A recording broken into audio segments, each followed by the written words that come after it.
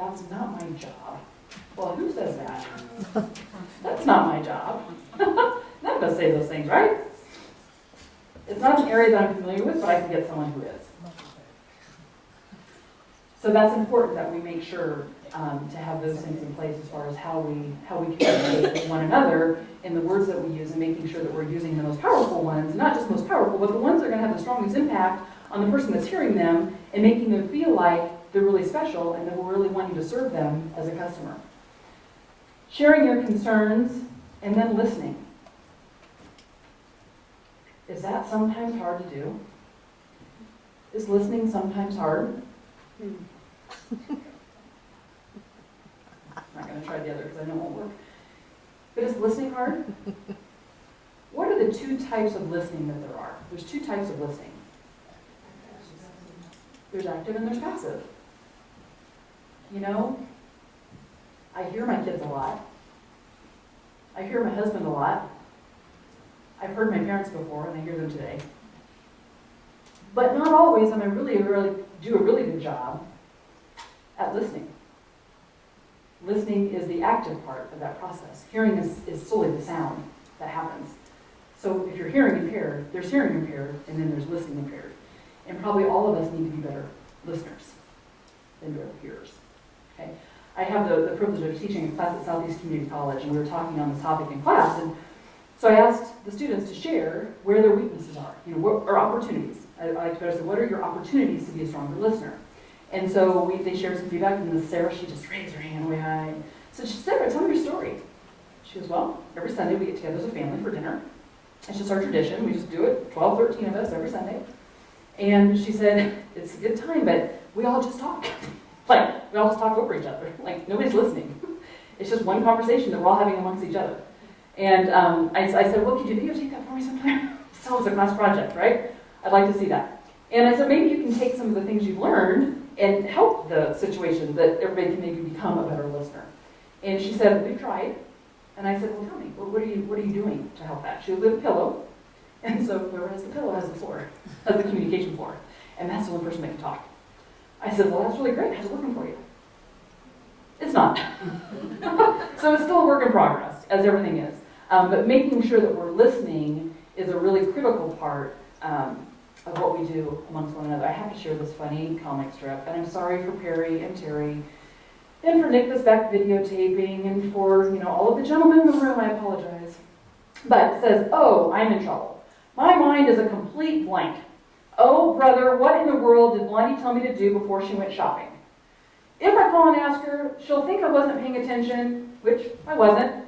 Does it have anything to do with repairing something around the house? Does it have something to do with paying bills or yard work or bathing Daisy? Come on, Dad, think. You can figure this out. Let me see. Is Dad going home doing chores today? No, I just told him to relax and take it easy, not to worry about a thing. Wow, has that sometimes hit us? And it's not only on the male side, we've done it as well as women. But there is a difference in male and female listening. We're emotional listeners as women. So we listen differently than men do. So even that in itself is kind of a technique that we can all work on. But I think that it's important that we make sure that we are listening and doing that actively. Asking how we can together arrive upon a solution. Don't be afraid to be wrong and admit it when you are. That probably for me is the strongest point of communication. How many of us have had to eat some humble pie in your day? Gosh, I know the flavor, I know the ingredients, and I have the recipe. So let me know if you need it. I've eaten a lot of humble pie in my day. But has anybody in here had someone come and say, I am so sorry for what just happened? My apologies. You know what? You led me in this area, you asked me to do this. I so dropped the ball. I am so sorry. How do I make this right from here on out? Or I've had to say that. You've received it, or you've had to say it. So being able to be wrong, because it just shows your strength, really. Because nobody here again we've all made mistakes in our day, and we're not perfect and we haven't arrived. Don't use email as a communication scapegoat. How many here find email communication sometimes hard? I think email communication can be very difficult sometimes. What's difficult about email communication? You can't see the expression on their face. You can't see their tone, you can't see their expression. that we're able There could be misunderstanding because you're two entirely different people, so you're not able to dialogue back and forth. Is this what you meant, or this is what I heard? Absolutely. Email communication is really, really difficult and it's hard. So we have to make sure that we don't use it as a scapegoat. And kind of my rule of thumb is, I don't want to send an email that I would not have a conversation with somebody about. Have I maybe failed in that area on occasion? I'm sure I have. I know I have. But that's my goal. If I'm going to send an email, I might send it for an agenda or, hey, we need to talk through something. But I'm not sending it because I want to skirt the conversation or I don't want to talk with them. It's because I want to maybe bring some things up to give them that time to plan and prepare. But making sure that we don't use that as a scapegoat is vitally important in our in all that we do. There's a little email etiquette in the book as well, and that would be, something that everybody can take as well. In that.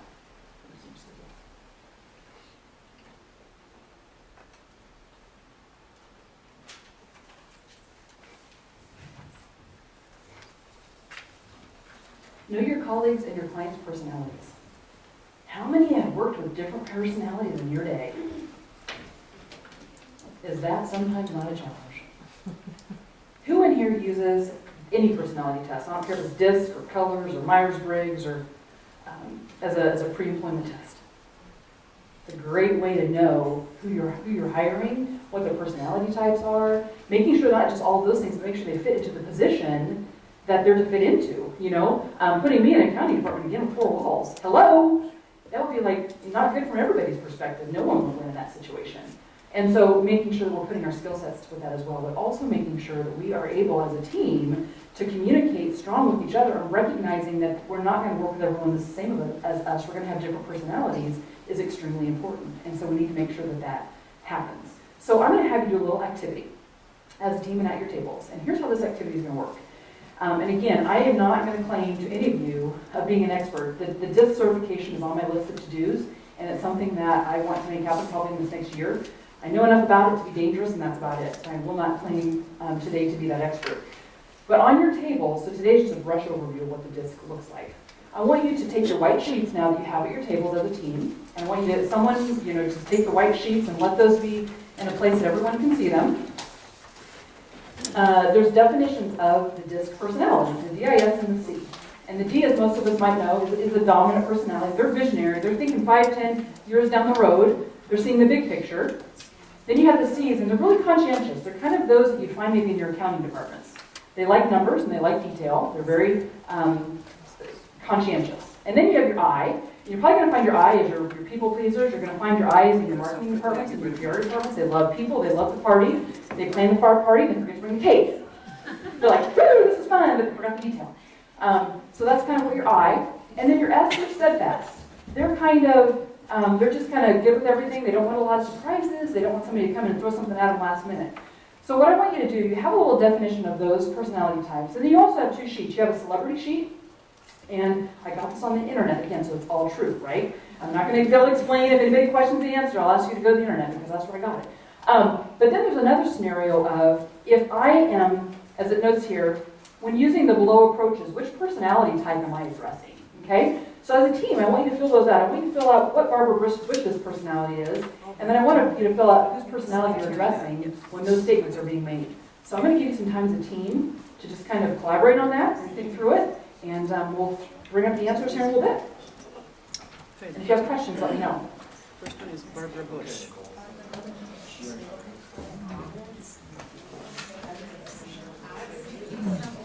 So you probably need a recorder that would kind of start with the celebrities first. Either that or I was thinking steady. Because she's always been pretty... Can you be an IS? Well, and it's funny, I've done the DISC a couple of times. So you can, but you're always going to have one dominant than the other. Well, that's what she is. Okay. Influence. Oprah Winfrey. So dominant, influential, steady, or conscientious. She doesn't really say a lot. I don't think she gets I was going to say, I think deep or dominance. All right. Bill Gates.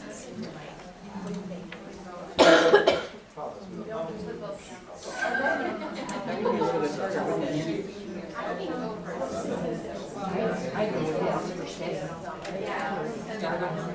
And as we know your personality, you have Dominic's personality and some other personality you're also acting together. What's most All dominant? right, Donald Trump. I was just gonna say, I was thinking D. Yeah. Jay Leno. All I can say is if you get Donald Trump wrong, we are in big trouble. I mean, I don't, he's not on anymore either, but Is he shaking by overcoming opposition? I almost think he's influenced the persuasion. so influence, okay. David Letterman. I was gonna say, I mean, if you say Jay Leno is that way, don't you have to almost say that Letterman is that way? Yeah, that kind of makes sense. Michael J. Fox.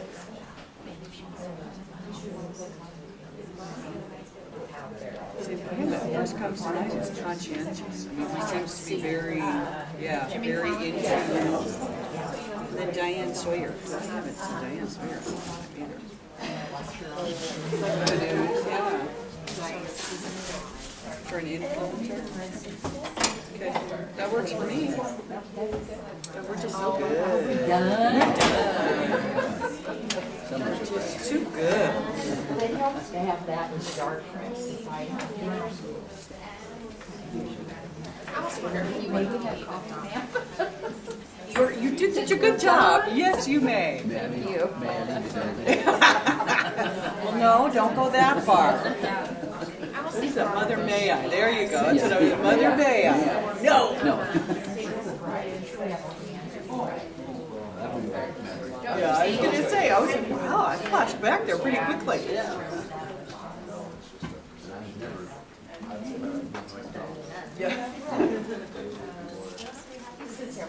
Are you one of John's students? Yep.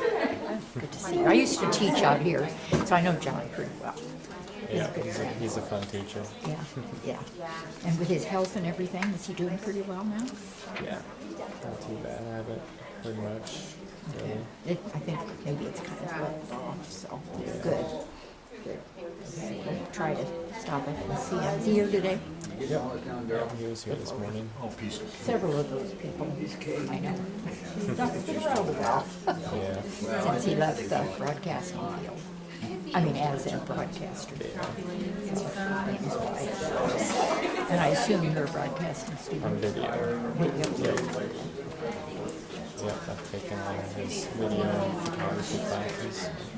Yeah, I think Gordon, Oh, yeah, I know Gordon well too. he does the broadcasting Is stuff. he here today? Usually doesn't come into the afternoon. But I'm They're a not little sure if short-handed today. he's there. Does he still have the radio station? Does he still do that? Okay. That's important. We came in from Lincoln, so we're Carmen's parents. So we've been back for a while, so Yeah. thank you for the yoga. I'm the same way. Yep. Oh, no.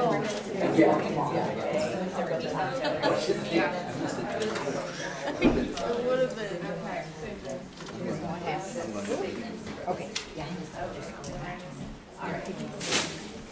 There it goes.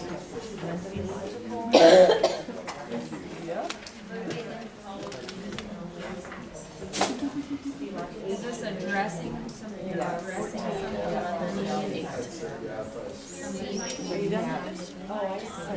Probably a senior, an 8th or 9th grader. Yeah. He's a 9th grader, a 6th grader, and a 3rd grader. Get a little bit of all of them. Yes. So the Apatow School District, actually, the 2 younger ones are right by where Yes. Sure. No, it's called Wallace. All right, I'm gonna give everybody just a couple more minutes, so if you want to kind of go through and what you don't do, we'll do it together.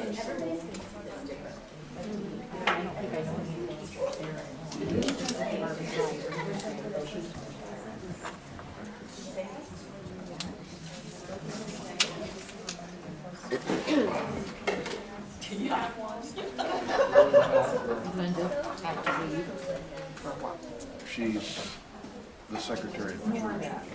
Oh, somebody's. Yesterday, yesterday. One or two more minutes. Melinda calls and says, secretary's sick and I'm going, can you come in? So she went in yesterday afternoon. And the I'm not secretary, sure what Paul's personality before is. she left work yesterday, said, Apparently, we were supposed to do another list. I'm still sick, So I I, can't be there tomorrow, so she talked to Okay. Pastor last night and asked if she could at least come the first hour. So you guys can have a little discussion as we're doing the personality. I'm going to go ahead and start these off. And you have been given some disc sticks on your tables, kind of like we did with Dancing with the Stars when they flash up the number that they give them. That's how this activity will work. So one person on your table needs to be assigned a disc sticks. Okay? So this is what you will put up your answer, your team's answer, for these different scenarios. Okay? And you're responsible for keeping track of your own scores. We have another winner. everybody could do it, but. Lots of meetings. You get a lot of meetings. You do I that. pay a lot. I do these. Okay, so is everybody ready with their disc sticks and have somebody that's responsible to administer those? I've had that happen. It's not legal. I'm just telling you. Okay? All right, so Barbara Bush. Where would you put Barbara Bush? Barbara is an S. Steadfast. Okay? Again, we're not questioning because we got it from the internet and it's valid and true. I'm not going to spend an hour here, but I just want to give you a little overview. Oprah Winfrey. She's an I. Isn't it interesting? She has to have that driver. She does, but she has an influential personality as well, and that means we're stronger too. What about Bill Gates?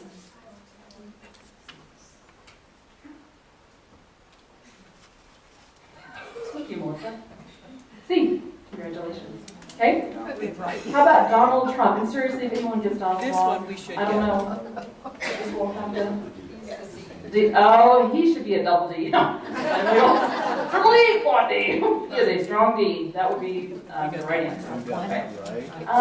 Jay Leno. Very good. Jay Leno's an I. David Letterman. Okay. David Letterman's a D.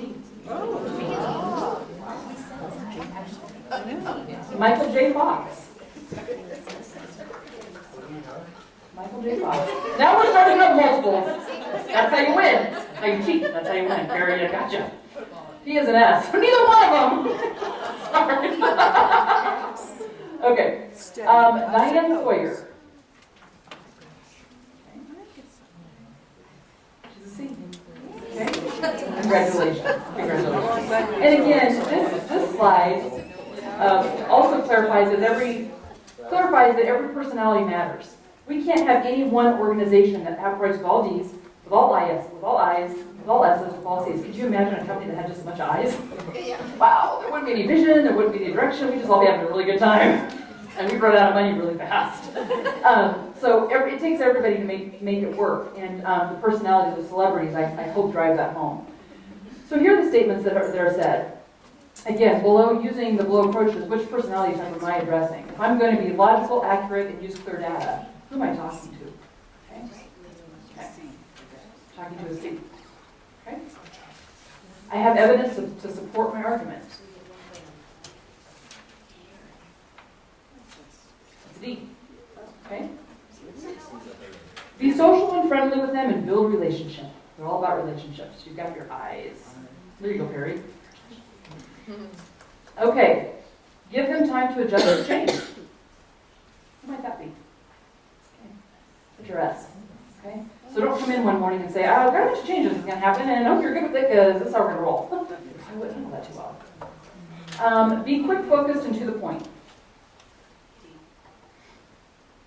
Hold it up high and proud. Go. D. Be specific in disagreement and focus on the facts. That's your C. Okay? Just call me a liar. That's okay. I like you anyway. Motivate them to follow through to complete the task. Okay? It's going to be your I. Okay? Clearly define goals for them and provide ongoing support. That is an S. Give yourselves a hand for that activity. You did a great job. You did a really great job. Did I get nothing? Did you guys get them all? Wow, congratulations. Nice job, congratulations. I had the privilege of working with the dental practice in Hastings for all of last year, and we really spent some time working through the personalities. They had done their DISC pre-employment, and so I had all that data. So created a lot of talk cards, and I put scenarios together. Here's a C addressing a D. D, how did you receive that? Ooh, not so well. How would you rather receive that, D? How would you rather have that said to you? Okay. Now, does that mean that, excuse me, we're done, go home. No. Thanks for coming, have a payday. No, but it was just evident to them after we got done with that and did those talk cards. And it doesn't mean that, we all may know what our personalities are, maybe more by this today of where we fall, but it doesn't exempt us from not going to another personality type. Well, you know what, I'm just a D, and so you're just going to have to deal with it, because that's what I am, so figure it out. It doesn't make, we don't make exemptions to that, we don't make exceptions to that, we have to function in all those areas. But for the doctors, they looked down that road and they said, oh my gosh, I'm working with all S's, except for the office manager who's a strong 9 and a fun personality. But all S's down the road. We've been talking to them all wrong. Not all wrong, but there's things that we could just say differently to them that could drive us a really stronger result. So knowing who your team is and how to talk to them, also it helps that we don't take things really personal. Wow, they just came in and attacked me. Where'd that come from? Oh, I know their personality, so I can't take it so personally. I know more about who they are. Doesn't give reason for them to do that, I'm not saying that, but it helps us to better understand maybe where they're coming from. So again, that was just a really, really brush stroke on personalities, and that can be an entire session all its own, and can be devoted a lot more time to that. But I wanted to at least help you understand the importance of personalities and the impact that they can make. Okay, I'm going to run through this slide. And I'm almost finished. And then I'm going to let Diane share a little bit on social media, and then we're going to take a break. So if you can just bear with me just for a little bit longer, and then we're going to take a break, and then we'll come back and recap and talk more on the external side of customer service, and then we will wrap up today. Be flexible is really an important part of the team. If I shared with each of you and gave you each a recipe card and I said, please share with me your recipe for chili, how many chili recipes am I going to get back? As many as there are in this room. You like it sweet, you like it hot, you like it sassy, you like it this, I go to the store and buy mine, we all have different ways of doing chili. That's not my strong suit. And I am a graduate of the culinary arts department. That is really bad. And I did a speech in college that was how to make lasagna. Maybe things have changed. I have a husband that cooks, maybe. But being flexible. But what did we make at the end? I made chili. It wasn't all the same. So our path to get to the chili might be different. But that's how it is in business. Maybe someone has a different path to get there, but they got the same end result. So letting people be creative, letting them be a little bit flexible, not always having to be rigid with how we do things, because maybe there's a better way of doing it. Being consistent, that's really key. If I gave this kind of experience today, I better get that kind of experience tomorrow, and I better make sure that I'm always doing the same and making sure that I'm on track with that. What companies can you say are very, very consistent that maybe you go to? Main Street Styles in Blue Hill is pretty awesome. I know they are, because they employ miracle workers. I got one of them for several years that I missed much. I traveled to Blue Hill. They are miracle workers and they're awesome. Starbucks is probably one that comes to my mind of being consistent. You can always have that same experience every time you go to Starbucks. Do they fail sometimes? Yeah, everybody fails on occasion, but for the most part, they're pretty consistent. Have a positive attitude. That is probably the thing that is the biggest is the attitude. And I'm going to read this quote, and I have copies of it if anybody wants it. I believe this quote to be true at every angle, and I should be able to recite it because I say it every time. The longer I live, the more I realize the impact of attitude on life. Attitude to me is more important than facts. It is more important than the past, the education, the money, than circumstances and failure, than successes, than whether people think or say or do. It is more important than appearance, giftedness, or skill. It will make or break a church, a company, a home. The remarkable thing is we have a choice every day regarding the attitude that we will embrace for that day. We cannot change our past. We cannot change the fact that people will act in a certain way. We cannot change the inevitable. The only thing we can do is play on the one string we have, and that is our attitude. I'm convinced that life is 10% of what happens to me and 90% of how I react to it. And so it is with you. We are in charge of our attitudes. I have that in my voice fitting. I have that in my office. I've heard in other engagements, Kearney Public Schools has it in their schools. I mean, this quote is everywhere, and it's strong. It's really strong, because think about that. That is the one thing that we have control over, is how we're going to respond. You know, somebody can come into a day in our establishment and sling us. You know what, Nicole, what you thought was going to be successful, did you see how that thing just flopped?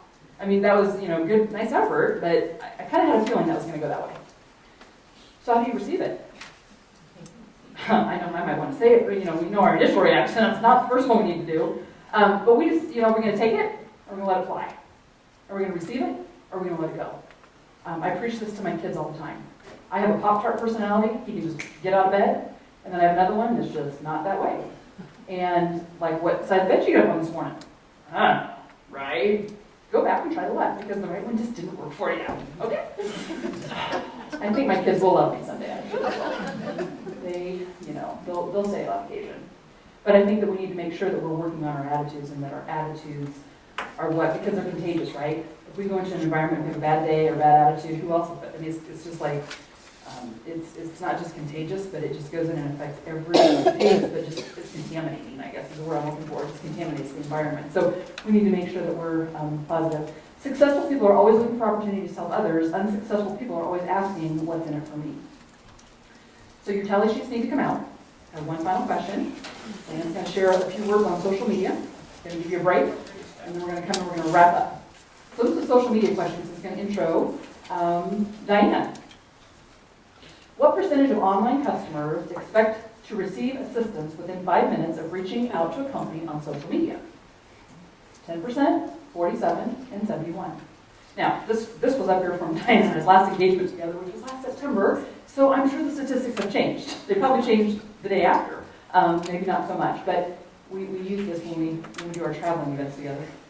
So which one of those would you say is the case? Okay. Roll the answer. Oh, I'm sorry. Oops, there's a D on that one. I forgot to put a D there. Sorry. Okay. What percentage of online customers expect to receive assistance within 5 minutes? 10, 47, 71, or 83?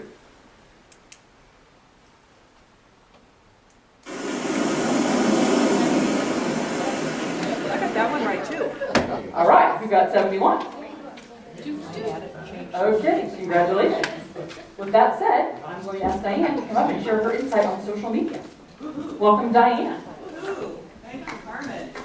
I put some, basically it's my PowerPoint that I cheated and put out there for you, so you can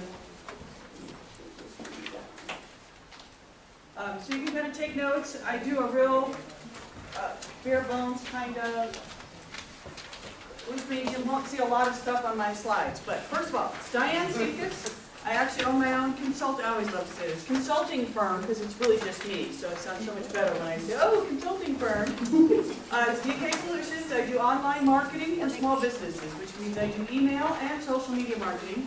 I am a certified Hootsuite professional. I am also a Constant Contact authorized learning expert, so I do a lot of training on email and a lot of training on social media. Carmen, bless her heart, said, oh, hey, could you? I said, sure, customer service, because as the last statistic showed you, 71% of people expect an almost immediate response when they post something on social media. It is just the way it is. So, it is important to know something about social media. Before I ask you, I also do part-time work for Southeast Community College in Lincoln for their continuing education division doing their online marketing. I do their email marketing and I do their social media marketing. How many of you in your company, or if you don't, but how many of you in your company have a social media presence? Okay, so quite a few of you. Not quite half, maybe. How many of you have been told you have to have a social media presence? Okay, a few more. Usually I get a lot of people go, well, they told me I had to have a Facebook page. Well, I'm here to tell you, you don't have to have a Facebook page. It's a whole other topic. So let's get into social media and customer service. See if I can use these buttons properly. The first rule for social media and customer service is you have a goal. You need a goal. What's your goal? Now, when I say goal, it's not, oh, I'm going to help the customer. Your goal is, okay, I am your social media person. I am the person that is monitoring your social media. What happens when somebody calls me? Is my goal to be able to answer that question immediately, or am I the person who knows where to push that question, where to send that question? I'm the funnel. So I'm monitoring your Facebook or your Twitter account. Somebody asks me a question. Should I know the answer? Should I be able to find the answer, or do I just reach out to that person and say, hey, so-and-so, so-and-so is going to contact you, et cetera, et cetera. So that's what I mean by having a goal. You have to have a goal as to what happens when somebody does reach out to you on customer service.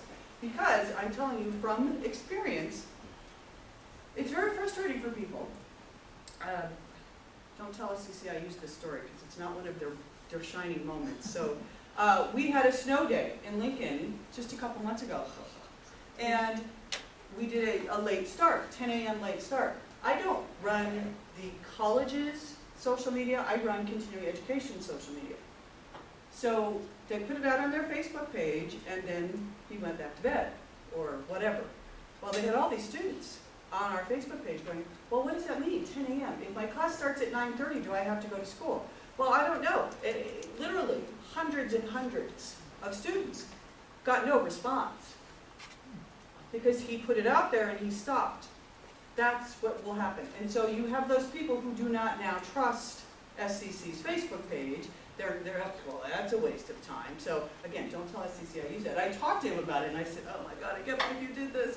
And he's like, oh yeah. And I'm like, oh, just let me do it for in the future. Just let me do it. Because it's better, even if I have to say I don't know, that's still better than not saying anything at all on social media. So have a goal. That's your first thing. There's a couple of stats I always like to have here.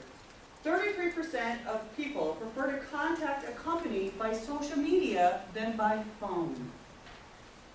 Because phone is when you get that, oh, are they going to route me to India? Are they going to route me to somebody who doesn't have the answer? Am I going to be routing to 5 people? Oh yeah, well, hey, this is Diane. Well, no, that's not my department. I'm going to pass that to Melissa. Oh, Melissa, no. And she's going to pass that on to Pierre. In the meantime, this person has been on the phone going, 9 times out of 10, 33%, not 9 times out of 10, you can tell I'm loose with the numbers. 33% of people will go to social media first. They'll go to your website, they'll check out your Facebook page, your LinkedIn, your Twitter profile. So it is important you have something on there because 33% of people prefer to do that first. The next thing, as I just said, respond. You are the 911. If somebody says something, you have to say something. Even if you say, I don't know. I was in the military. Favorite thing was, I don't know, but I'll find out. That's what we were taught in boot camp. If you don't know the answer, you don't say, I don't know. You say, I don't know, but I will find out. And then that's exactly what you say. Whatever the forum is, whatever it is, I don't know, but I will find out. And then you make sure you find out and you go back to that person.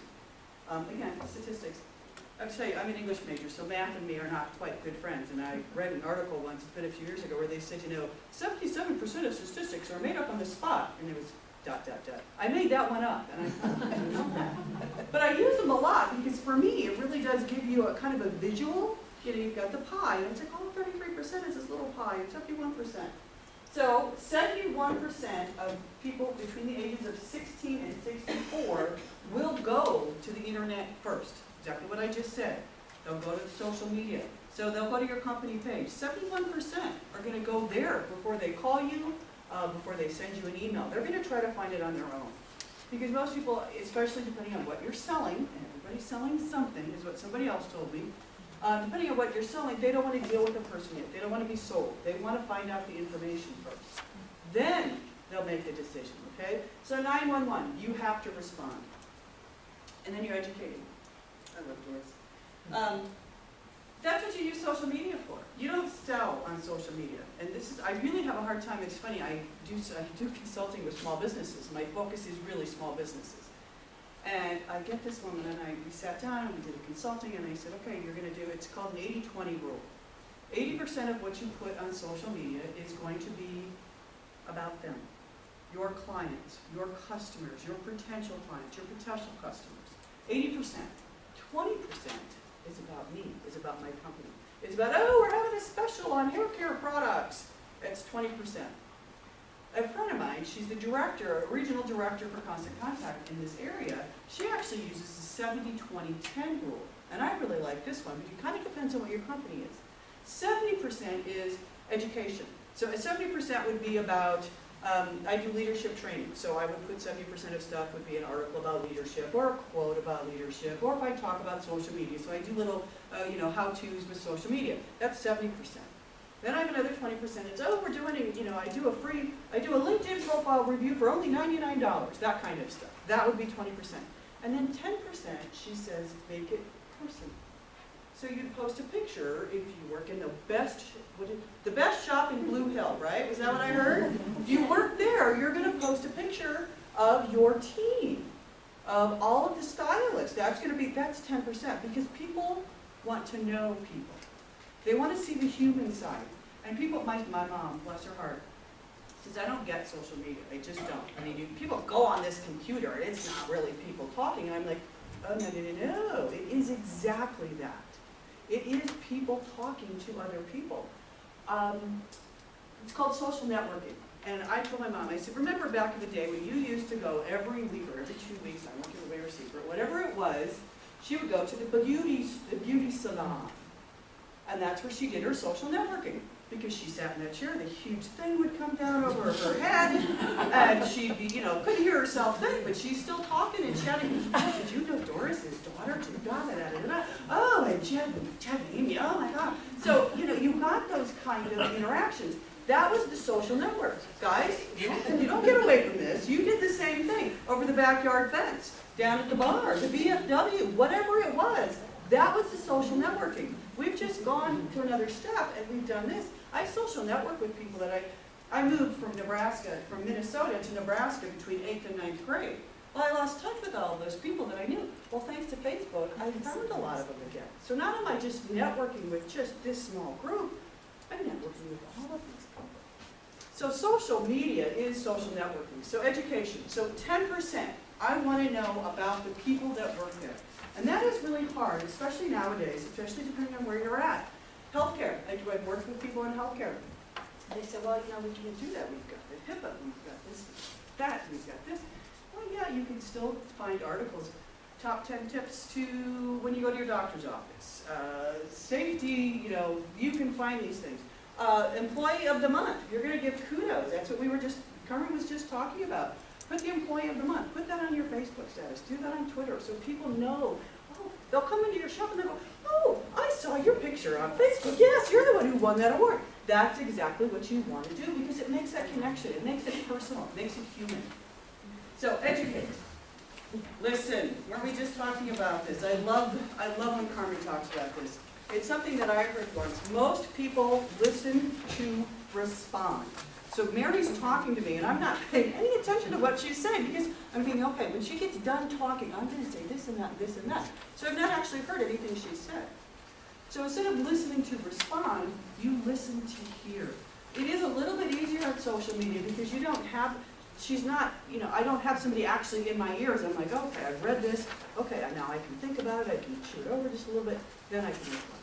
Which is why, again, Carmen was talking about email. If somebody shoots you a nasty email, I call them snarky emails, don't do anything. 24 hours, it's the rule. It is a rule, 24 hours. If you got an email that makes you mad, go. Just go away from your desk, do whatever. At least give it 10 minutes. I do 24 hours. I get really mad. So walk away. And it's the same thing with social media. Now that you can listen a little bit better, because you don't have the clutter. You are really just hearing, they're writing it, so you get a little bit more time. So listen. Listen before you engage. Make sure I got my notes. 70%, I knew there was another stat here. 70% of people helped via social media will return as a customer. Back in the day, I've been doing marketing for quite a while, and one of the stats I remember, they said, I don't remember the stat, 70% more expensive to get a new client than it is to retain an existing client. You spend more money getting a new client than you do retaining your current client. So if you can utilize social media to help you keep those clients, wouldn't that be better? You still have to spend the money to get the new ones, but you're gonna make more from the people that come back. Because again, referral marketing, which is a huge thing with social media, referral marketing. Nowadays, I'm not just saying, oh, hey, Mary, I had this great time at the salon in Blue Hill. They're so fabulous. Lovely. You're going to get a lot of extra press today. Oh, it's great. It's great. I'm putting that on my Facebook page now. So my 342 friends see that, oh, yeah, Diane had a great time at Blue Hill. What's the name of the place? It's Main Street Style. Main Street Stylist. Well, I'm going to say it. I might as well get it right. Main Street Stylist. I'm going to put that on my Facebook page. Oh, and so then, not only do my 342 or whatever I've got friends see it, all of their friends see it. That is the boon of social media. It's not just making that one-on-one referral, or even my little PTA group or whatever, that smaller group. It's everybody gets to see it. So you really do have to be careful. All right, the next thing is track. We were talking about dropping the baton. So I did a picture up here, but I usually talk about batons. You have to track your results. You have to track, and this is the part, quite frankly, that bores me the most. There are reports. Twitter, Facebook, LinkedIn, they have insights, is what they call most of them, insights. So I can know how many people clicked on it. But what's more than that is if I'm the representative, if you have a representative for social media, you need to know how quick is the turnaround. So if somebody posted something on our Facebook page, how quick did we get to it? What was our response time? I need to know that. Because you need to know what you can get better at. You need to be able to track how many unique visitors you had, how many different questions. And the other thing that really comes up a lot of times, people go, I don't know what this post is. You know what? This is the easiest part of all. How many of you have a piece of paper or something that has 10 most frequently asked questions? Most companies that I know have something that's 10 FAQs or 5 FAQs or whatever it is. You're going to have something, whether it's hard, written in a copy. You've got people, these are the questions that people ask you most frequently. There's your social media posts. Come up with 10 of those, you've got 10 posts.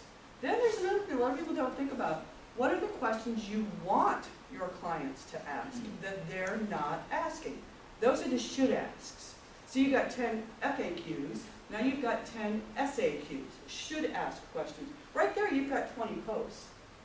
20 things that you're going to put on your Twitter or your social or your Facebook or your LinkedIn or whatever. So right there you've got 20. So you want to know, people want to know this information, so you're going back to educate them. So you got to track all of this stuff so you know how effective you're going to be. Because I know working in a community college, they're all about, what's the ROI, which I hate that. What's our ROI? You don't even know what ROI stands for. It's return on investment. And they always say, well, it's free. Well, it's not free because you are paying me. Yes, these tools are free, but you're paying me to do it. So, you know, and it can be, trust me, huge time suck, depending on what little brick road you went down. But so you need to track it, and that's part of my job too, is I track it and say, okay, this is what, hey, good, look, we made this post, we've got 300 people looked at it, whatever it is. So you need to track what you're doing. This is one of my favorites. Apologize. And a lot of people don't get this. Apologizing does not always mean that you're wrong and the other person is right. It just means that you value your relationship more than your ego. You don't have to say, if you were not wrong, you don't have to say, oh, I'm sorry we're wrong. What you say is, I'm sorry for the miscommunication. I'm sorry that we misunderstood you. I'm sorry you're upset. You can still apologize without being wrong, as if wrong is always so bad. But it is just a matter of saying, I heard you. We're listening. We're sorry this happened to you. How many anybody flown lately? Got your luggage lost? I was driving here from Lincoln and Scott McCreary was saying he was so upset because he was supposed to meet with President Bush and the Red Sox. Well, apparently the American Airlines captain decided not to show up to fly the plane. So he missed it. He could have been meeting the president with the Red Sox, and he tweeted it out. And American Airlines said, well, we're really sorry. And Scott McCreary says, well, I don't care if you're sorry.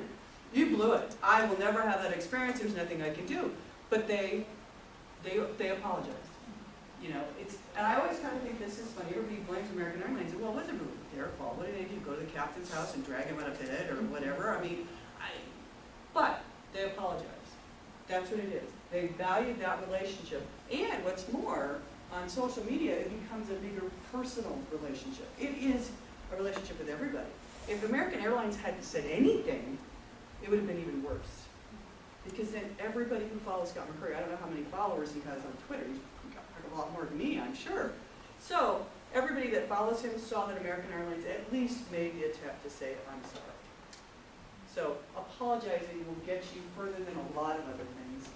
The other thing, give thanks. Thank you for being our customer.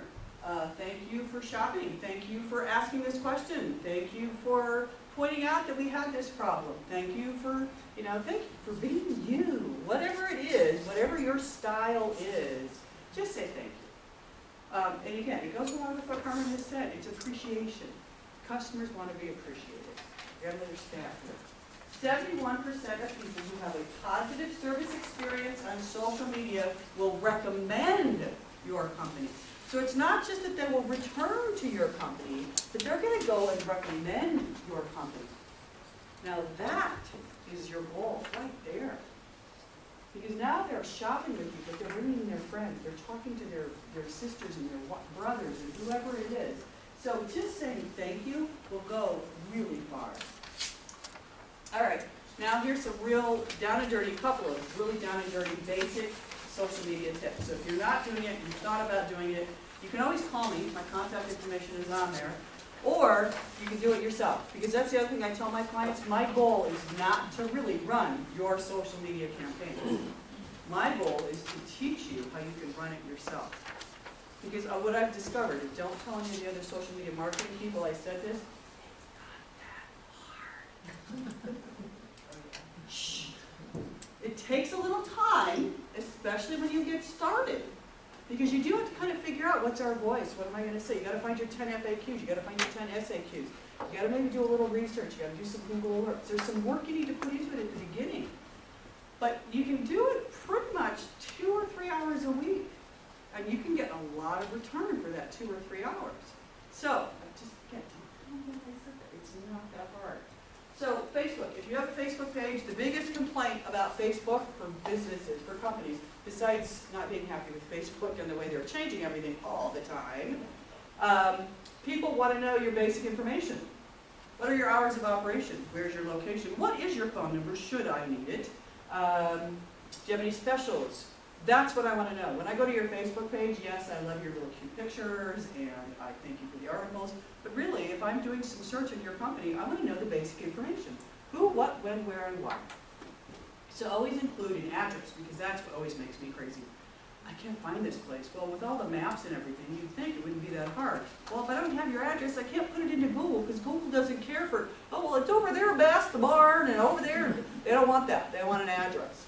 So have a physical address, have a phone number, have hours of operation. Really simple. That's a basic for Facebook. Twitter. Well, first of all, how many of you are on Facebook personally? Have a personal, yeah, she's like, well, I'm on it, I don't do much. All right, so y'all have, all right, how many of you are on Twitter? Well, that number dropped exponentially, okay. All right, so Twitter is basically, it is the same thing. Basic information. You need your hours of operation, you need your phone number, you need how I can get a hold of you. The other thing that you want to do, and again, it kind of depends on the size of your business, but you're going to have separate accounts.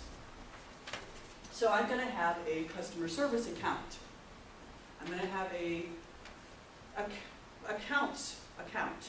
That makes sense? Like a payables account or a vendors account. And because I'm going to tweet different things to my customers than I am going to my vendors. And then I maybe even have, and that might be stretching a little bit, but you might want to have an employee account. So then you can actually get them information that they want. But you have separate accounts. And again, it does depend on the size of your company.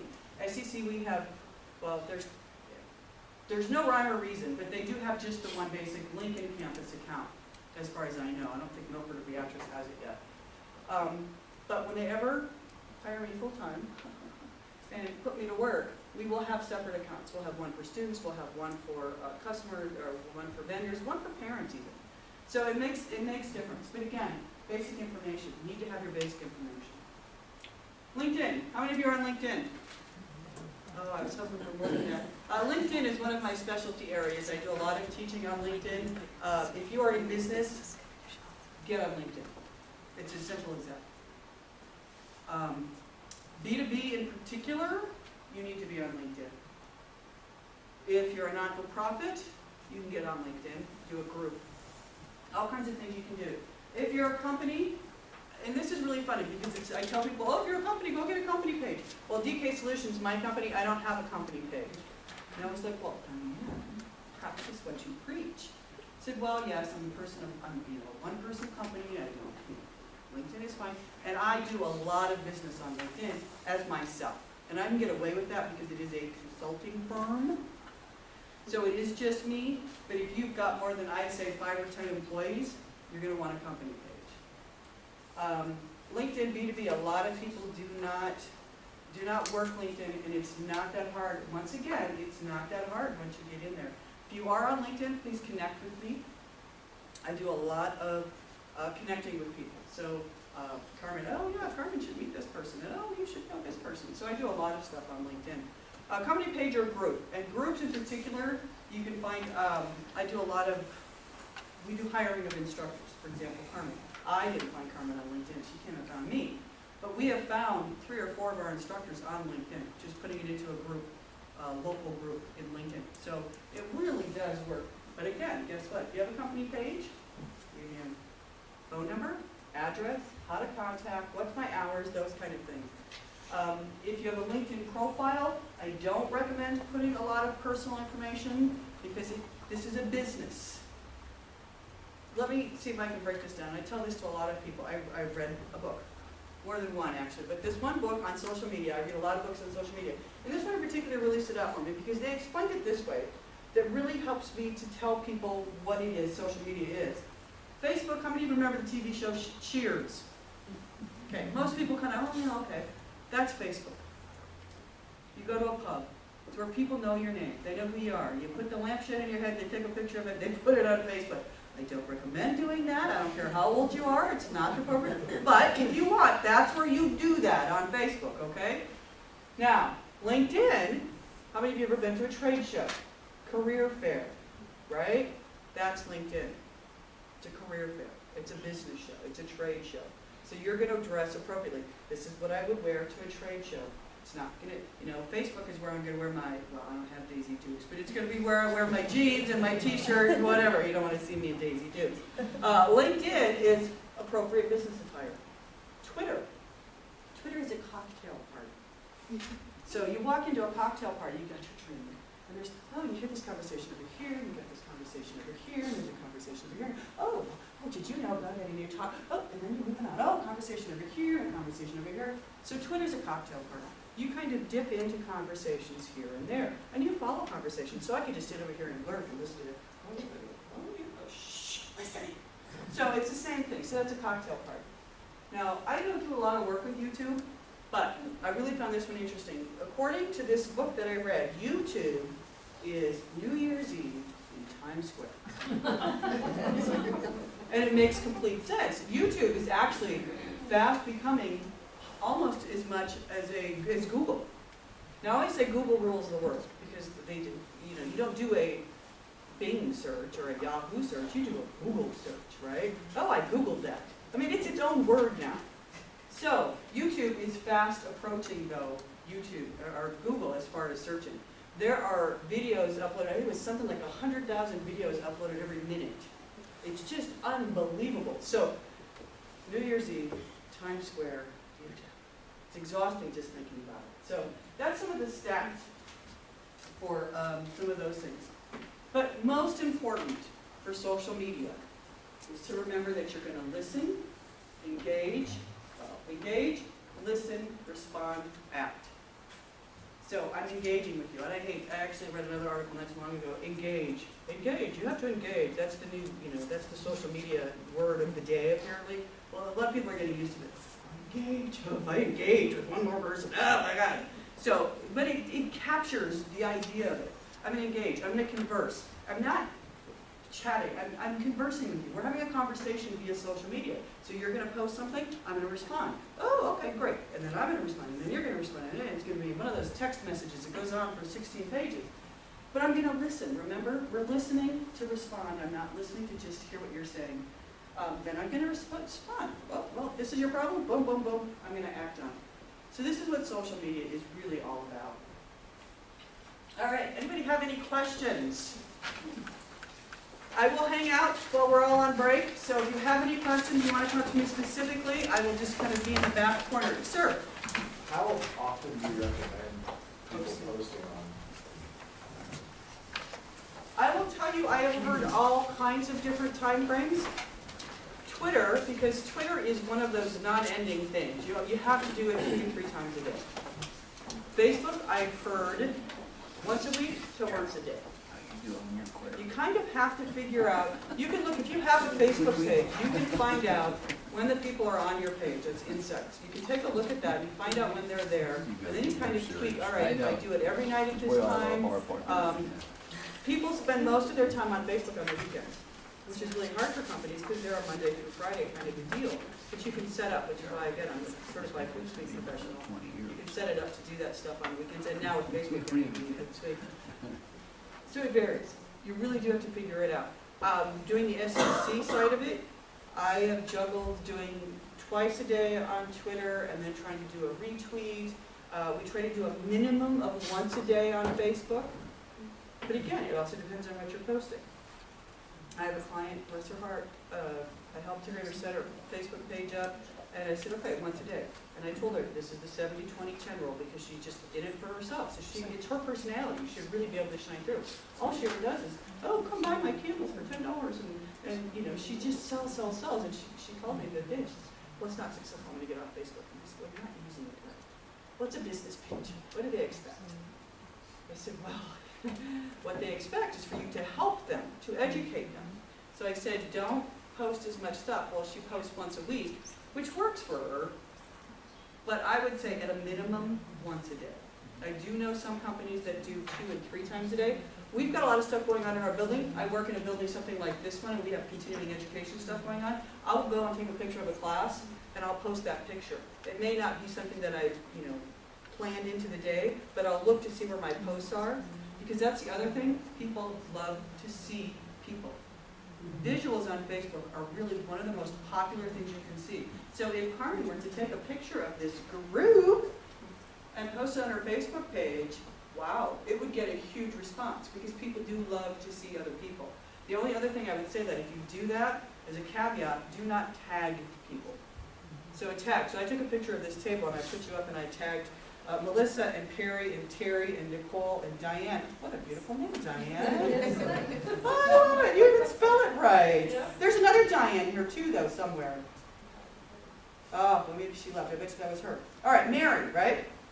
So I took a picture of you, and I tagged Melissa, and I tagged you, and I tagged you, and I tagged you, and you're like, oh, I don't, I'm more of a private, I have Facebook, but I don't do this stuff. Let people tag themselves, because it's a slippery slope. I work with a lot of kids, too. And there, unfortunately, there are those horrible pedophile, I hesitate to call them people even, so you have to be really careful about that. So pictures are huge. If you can get something, I work with the Beatrice campus as well, and they do a kids corner thing, the kids summer camp. Well, I said, they've got a lot of pictures of kids, and I said, well, you have to, get their okay to post pictures of kids, and you never put the kid's name with the picture, because then you will get people who will stalk them and whatever. So to get back, I really segued onto a lot of things, but I would say play with it. Start with a minimum of once a day, once every other day, until you can kind of figure out where you need to be, and make sure a lot of it, it's going to be interesting to your clients, to your customers, to people that are going to follow your Facebook page. Okay? Anybody else? Well, and I have to get back to Lincoln, so I'm not going to be able to be here for the rest of the day, but I've been with Carmen for this, and this is great. So I appreciate you all coming and listening to me talk about social media. My contact information is here. It's also in the handout. I've got business cards if you wanted to come by and say that. So, what, a 10-minute, 15-minute break, Carmen? Yeah, it would be great if we could just slip back in here about 5 till 11. And I did pass around and tried to get to everybody. I just have a little waiver here, and I just placed your name in print form, and I just need your signature to the right of that. As far as the videoing and so forth that's taking place today, I just want to make sure that I have that's appropriate and have your permission to do that. So if you have not signed that, I will just leave that up here for during the break. So please take a 10-minute break, and we'll be back.